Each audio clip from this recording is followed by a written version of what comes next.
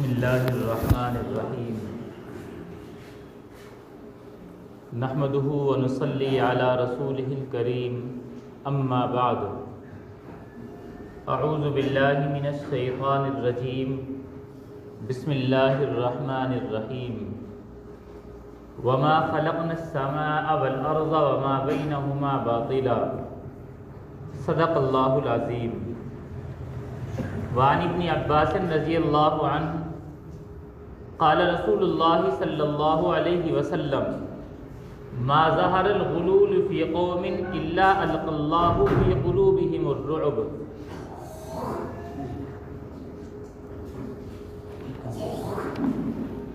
اوپر کی طرف چابی لگ گئی، اوپر کی چابی لگی طرف ہو گئی، گیٹ کھول دیا۔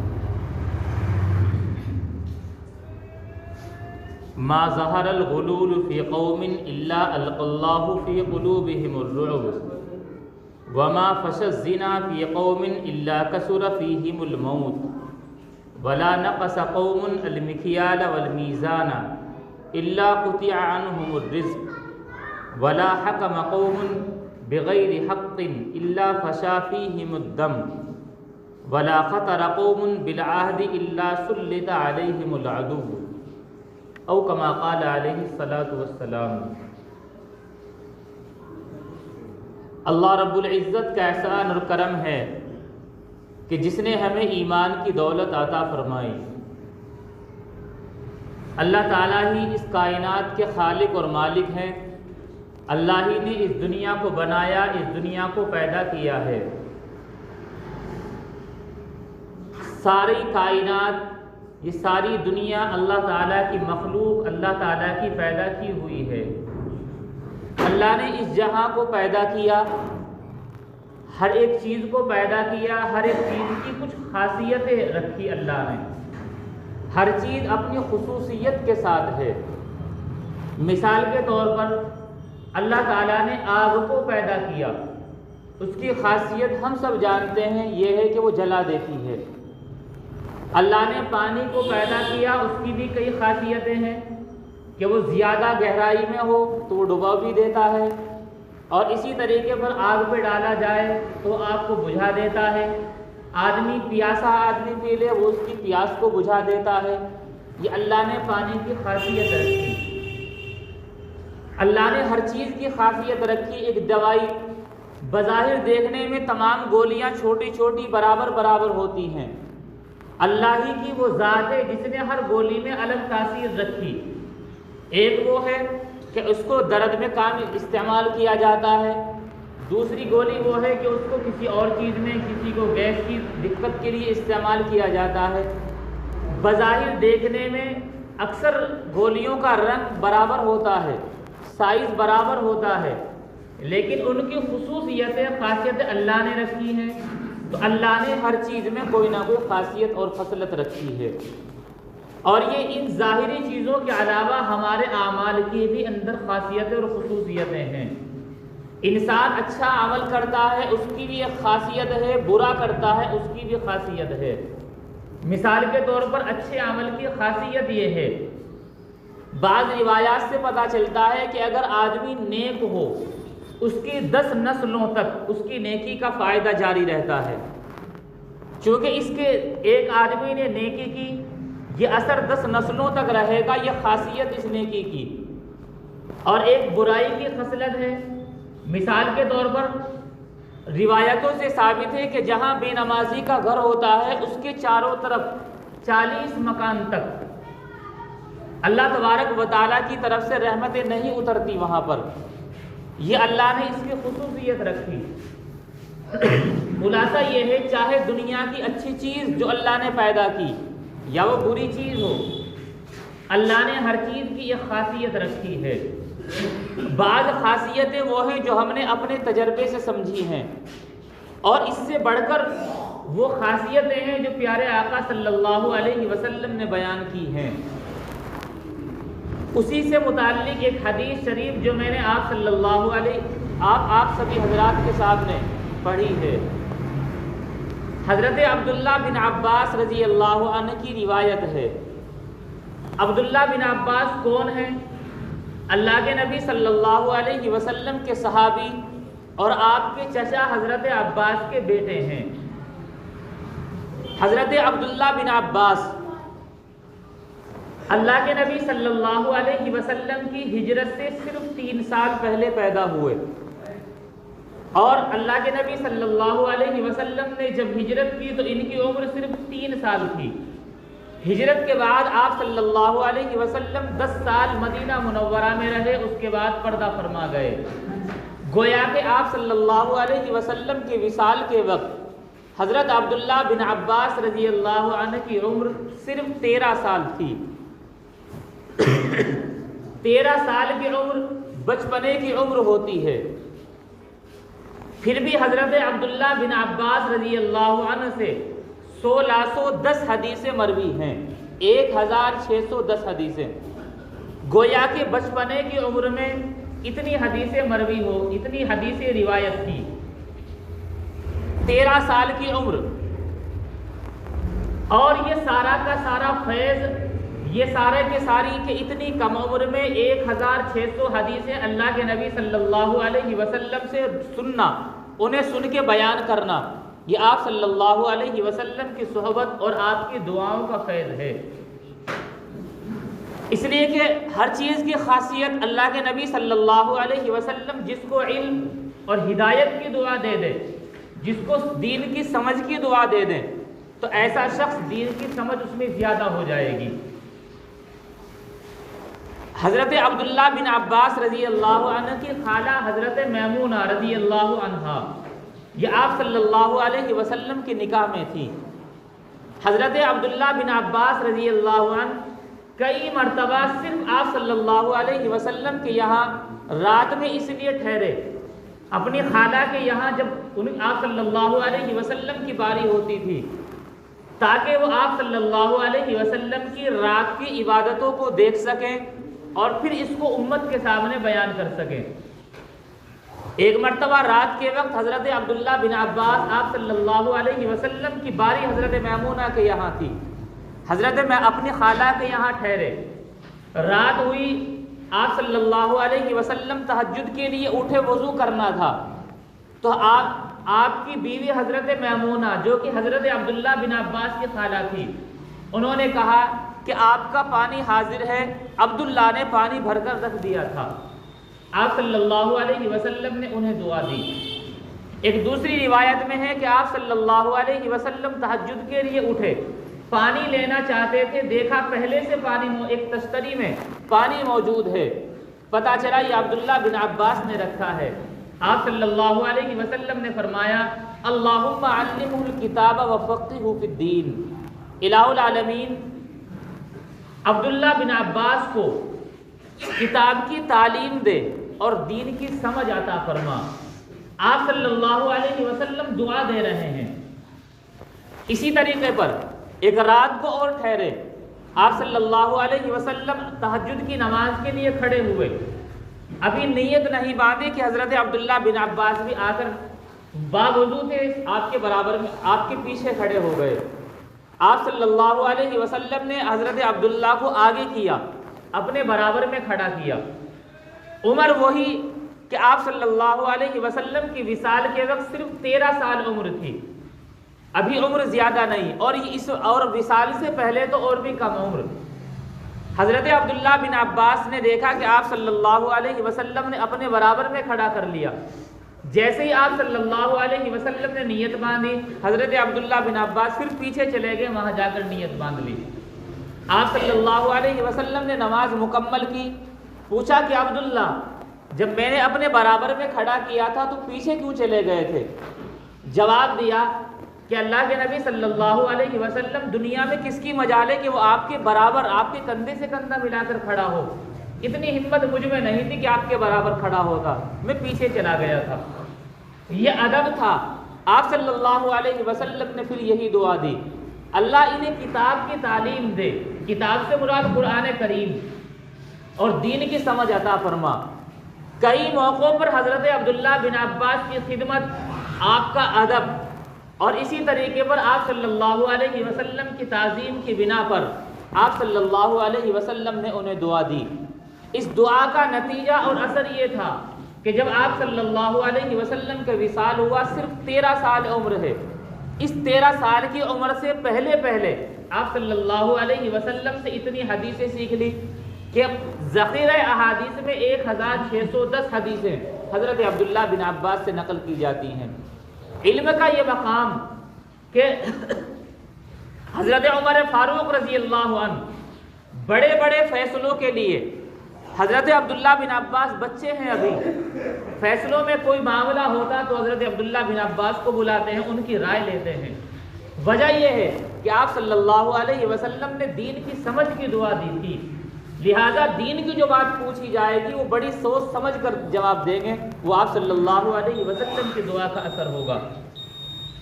بڑے بڑے صحابہ کرام موجود ہیں، لیکن ان کی موجودگی میں حضرت عبداللہ بن عباس کو آگے رکھا جاتا ہے تمام دینی امور میں، صرف یہی وجہ کہ آپ صلی اللہ علیہ وسلم نے انہیں ایسی دعائیں دی ہیں۔ انہی حضرت عبداللہ بن عباس سے نقل شدہ حدیث جو میں نے پڑھی، اس میں بھی 5 گناہ کا ذکر ہے اور 5 گناہ کی 5 خصوصیتیں کہ اگر یہ گناہ ہوگا، یاد رکھنا چاہیے اگر آپ نیکی کرتے ہیں اس کا ثواب ملے گا، گناہ کرتے ہیں، کوئی بھی برا کام کرتے ہیں، اس کا گناہ جو سزا ملنی ہے وہ ملے گی، وہ الگ معاملہ ہے۔ لیکن اس کے ساتھ ساتھ ان کی خاصیت ہے، خاصیت یہ ہے کہ جیسے یہ کام ہوگا اس کا اثر فوراً، اس کا ایفیکٹ پڑے گا۔ خاصیت لائٹ کی یہ ہے، آپ جلائیں گے تو جلاتی ترنت روشنی ہو جائے گی، اب اس روشنی میں آپ جو کام کرنا چاہیں وہ کریں یا نہ کریں، لیکن اس کی خاصیت ہے کہ روشنی ہوگی۔ وہ گناہ 5 جن گناہ کو بھی ذکر آپ صلی اللہ علیہ وسلم نے کیا، ان کی خاصیتوں کو بھی آپ صلی اللہ علیہ وسلم نے ذکر کیا، جو ان پر سزا ہوگی وہ الگ ہے، لیکن وہ خاصیتیں ہم سب کے لیے سمجھنے کی ہیں۔ پہلا گناہ، آپ صلی اللہ علیہ وسلم نے فرمایا ما ظہر الغلول فی قوم الا القى اللہ فی قلوبہم الرعب، کہ جس قوم میں غلول اور خیانت ظاہر ہو جائے، ظاہر اسی چیز کو کہا جاتا ہے جسے سب اچھے سے دیکھ لیں، یعنی مراد یہ ہے کہ وہ خیانت عام ہو جائے، اللہ تبارک و تعالیٰ انہیں اس گناہ پر ایک سزا دیتے ہیں جو قیامت میں ہوگی وہ الگ۔ اس کا اثر یہ پڑے گا القى اللہ فی قلوبہم الرعب، اللہ تعالیٰ ان کے دلوں میں رعب ڈال دے گا، ان کے دلوں میں ایک دہشت پیدا ہو جائے گی جب یہ خیانت کرنے لگیں گے۔ خیانت کیا چیز ہے؟ خیانت کہا جاتا ہے امانت کی صحیح دیکھ بھال نہ کرنا۔ اب امانت ہم یہ سمجھتے ہیں شاید مال کو امانت کہا جاتا ہے، صرف مال امانت نہیں ہے، قرآن اور حدیث سے پتہ چلتا ہے کہ بہت ساری چیزیں امانت ہے۔ قرآن کریم میں اللہ تعالیٰ نے فرمایا انا عرضنا الامانۃ علی السماوات والارض والجبال، کہ ہم نے امانت کو پیش کیا آسمانوں پر، زمین پر اور پہاڑوں پر، انہوں نے انکار کر دیا۔ ظاہر سی بات ہے مال پیش نہیں کیا جا سکتا ان پر، تو امانت کیا چیز تھی؟ بعض مفسرین نے تو کہا ہے امانت سے مراد قرآن کریم ہے، بعض مفسرین نے کہا ہے امانت سے مراد اختیاری زندگی جو انسان اور جنات گزارتے ہیں، اپنی مرضی سے اٹھیں، اپنی مرضی سے چل دیں، اپنی مرضی سے سو جائیں، اپنی مرضی سے کھا لیں، جو اپنا اختیار ہے، من آیا ہاتھ اوپر کر لیا کوئی رکاوٹ نہیں، من آیا ہاتھ نیچے کر لیا کوئی رکاوٹ نہیں، اس زندگی کو امانت کہا جاتا ہے۔ اکثر مفسرین کی رائے یہ ہے۔ قرآن کریم میں امانت کا یہ لفظ مال کے لیے استعمال نہیں ہوا، بلکہ ایسی اختیاری زندگی جس کو اپنی مرضی سے گزارا جا سکے۔ اب وہ شریعت کے یعنی اس میں کوئی پابندی نہ ہو کہ انسان اس سے اوپر ہاتھ نہیں اٹھا سکتا، باقی دین کی روشنی میں وہ کیسی ہے وہ الگ مسئلہ ہے۔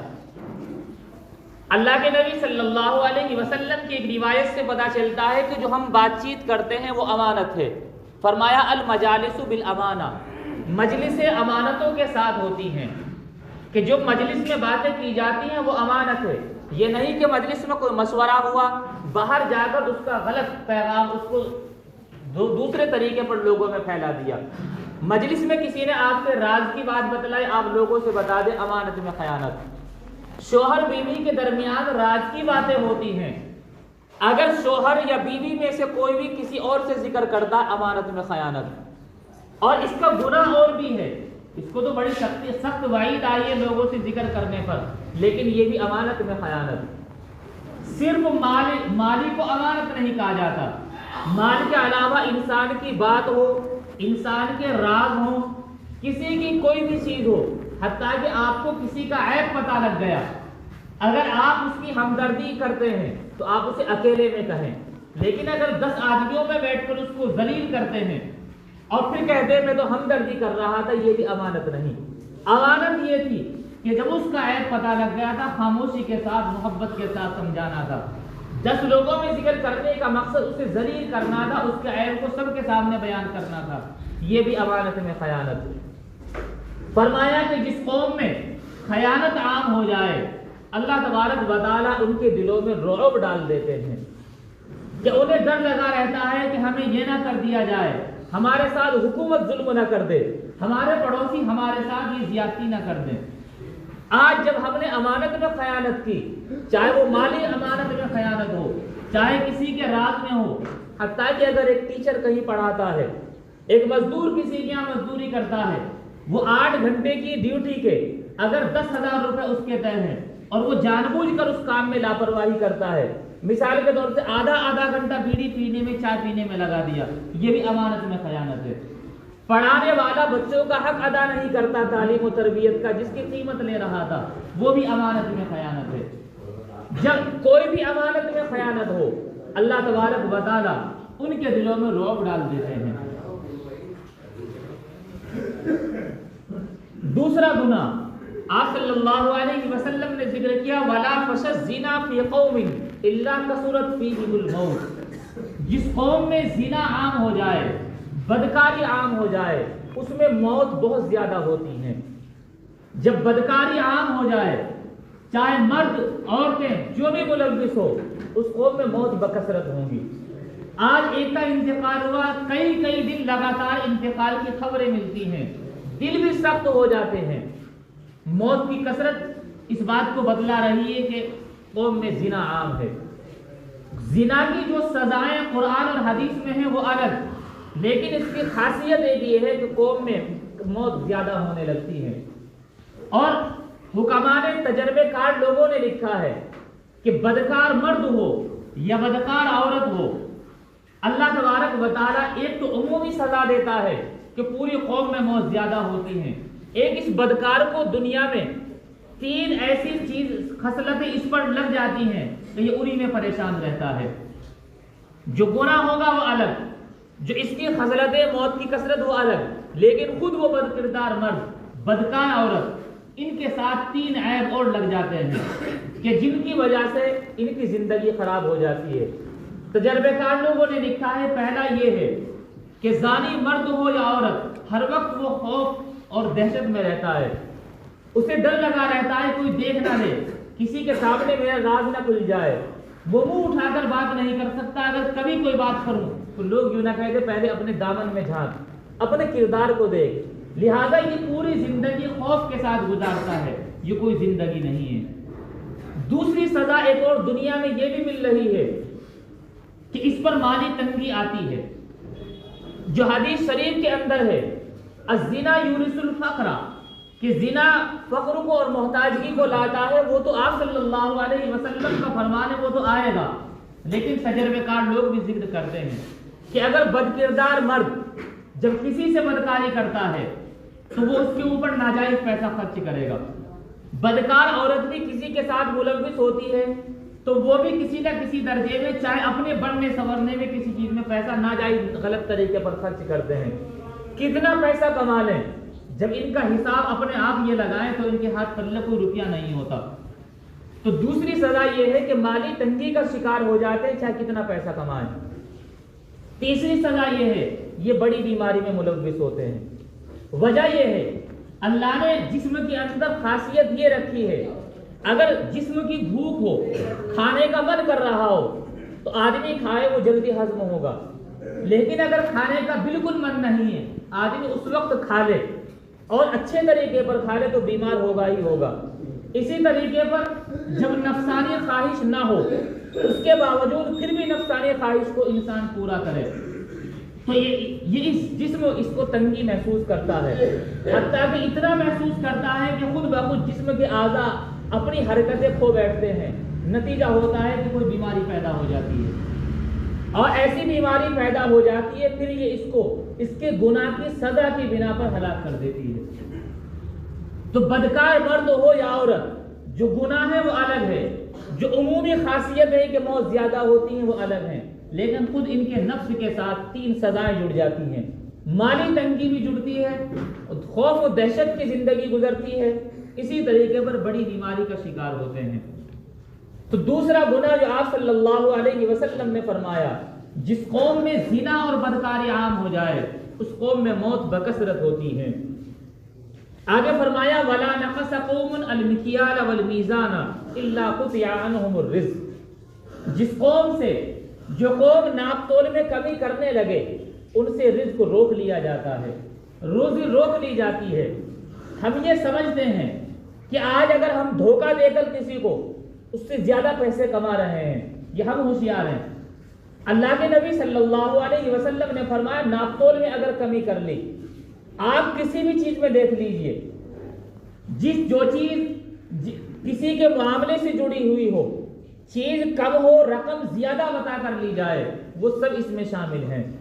زمین کم ناپ کر دی، دودھ کم ناپ کر دیا، وزن کرتے ہوئے کوئی چیز تولی، بظاہر اس کو دکھا دیا کہ زیادہ ہے لیکن وزن کم تھا، یہ تمام چیزیں اسی میں شامل ہیں۔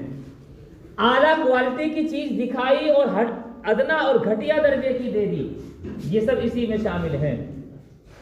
آپ سے وقت طے ہوا تھا 10 گھنٹے، 9 گھنٹے اس میں شامل رہے اور 10 گھنٹے کی پوری قیمت وصول کر کے آئے، یہ تمام چیزیں اس میں شامل ہیں۔ آپ صلی اللہ علیہ وسلم نے فرمایا جو قوم ناپ تول میں کمی کرنے لگے اللہ تبارک و تعالیٰ ان کا رزق روک لیتے ہیں۔ بظاہر لگے گا کہ میرے پاس زیادہ مال آ گیا لیکن کسی کام کا نہیں، جس طرح یہ آیا اسی غلط راستے سے یہ چلا بھی جائے گا۔ آیا تھا زیادہ کے ساتھ برا کم، لیکن جائے گا زیادہ برائی کے ساتھ زیادہ بھی چلا جائے گا۔ چوتھی چیز جو آپ صلی اللہ علیہ وسلم نے فرمائی وَلَا حَكَمَ قَوْمٌ بِغَيْرِ حَقٍّ إِلَّا فَشَا فِيهِمُ الدَّمُ، جو قوم ناحق فیصلہ کرتی ہے ان میں خون خرابہ، لڑائی جھگڑے پھیل جاتے ہیں۔ اللہ تبارک و تعالیٰ نے قرآن کریم میں بہت ساری جگہ اور احادیث مبارکہ میں بے شمار جگہ انصاف کا حکم دیا گیا۔ کہیں فرمایا اعدلوا هو اقرب للتقوی، تم انصاف کے ساتھ کام کرو، وہ تقوی اور پاکیزگی کے زیادہ قریب ہے، انصاف نہیں کیا گیا۔ کہیں فرمایا کونوا قوامین بالقسط، تم انصاف کو قائم کرنے والے بن جاؤ۔ بہت سارے انداز میں حکم دیا گیا۔ آپ صلی اللہ علیہ وسلم نے مختلف طرز میں اس کو سمجھایا، لیکن جب انصاف نہیں ہوتا اس قوم میں خون خرابہ اور لڑائی جھگڑے زیادہ ہوتے ہیں۔ حضرت عمر فاروق رضی اللہ عنہ، آپ کے بعد میں خلفائے راشدین کے بعد میں حضرت عمر بن عبدالعزیز رحمۃ اللہ علیہ، ان کی حکومت تاریخ بیان کرتی ہے اتنا انصاف ہوا کہ جس کا حق تھا وہ اس کو دلوایا گیا۔ اگر مجرم اپنا بیٹا بھی تھا تو سزا اور چاہے زیادہ ہو گئی لیکن کم نہیں ہوئی، تاکہ عوام کو دکھے انصاف سب کے لیے برابر ہوتا ہے۔